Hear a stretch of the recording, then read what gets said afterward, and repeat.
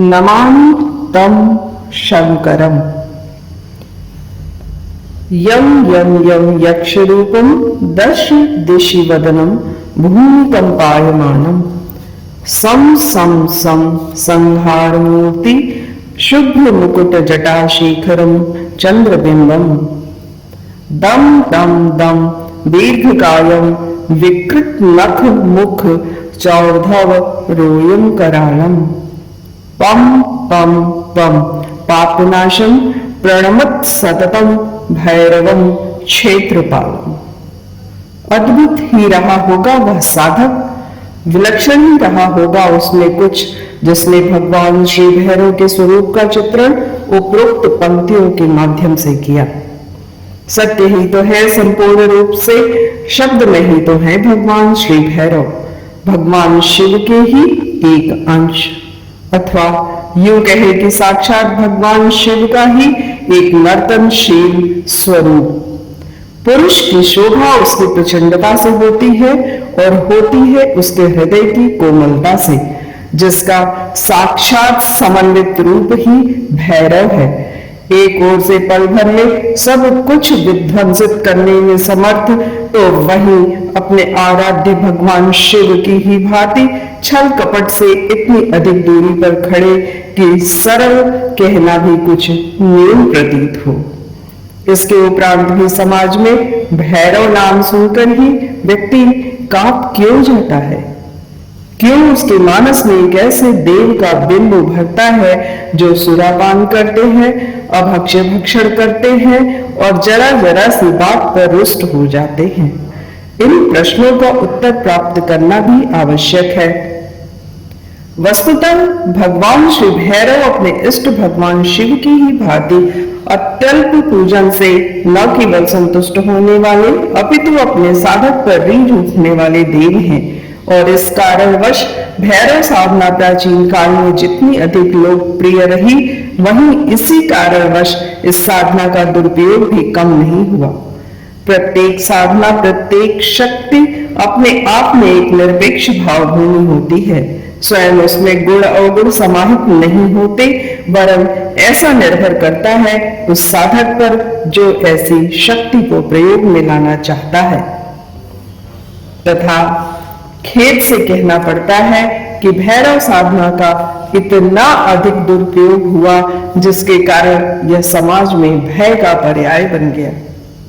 जबकि भगवान श्री भैरव की साधना का सीधा सा तात्पर्य है कि व्यक्ति अथवा साधक भगवान शिव के ही साधना में स्वरूप में प्रविष्ट हो रहा है, उनके साधना में स्वरूप की अभ्यर्थना करके अपने जीवन की विसंगतियों को समाप्त करने के लिए आग्रहशील हो गया है।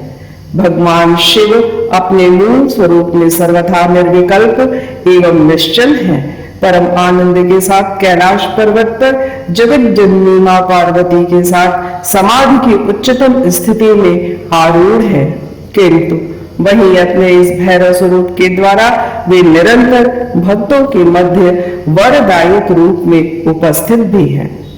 भगवान श्री भैरव को शब्दमय रूप में कथित करने का कारण भी मात्र इतना ही है कि वे समस्त ब्रह्मांड में सर्वत्र उपस्थित हैं। जिस प्रकार शब्द के लिए कोई बंधन नहीं होता है, वह प्रत्येक बाधा को अस्वीकार कर देता है, उन्मुक्त होता है, ठीक उसी प्रकार से भगवान श्री भैरव भी किसी बाधा की उपस्थिति को स्वीकार तक नहीं करते, उसे छिन्न भिन्न कर देने में समर्थ होते हैं तथा उनकी इसी शक्ति को विभिन्न रूपों में वर्णित साधनाओं के माध्यम से प्राप्त कर साधक भी अपने जीवन के दुख, दैन्य, कष्ट, पीड़ा, रोग, शत्रु, बाधा आदि इत्यादि जो कुछ भी अशुभ है उनकी समाप्ति कर सकता है।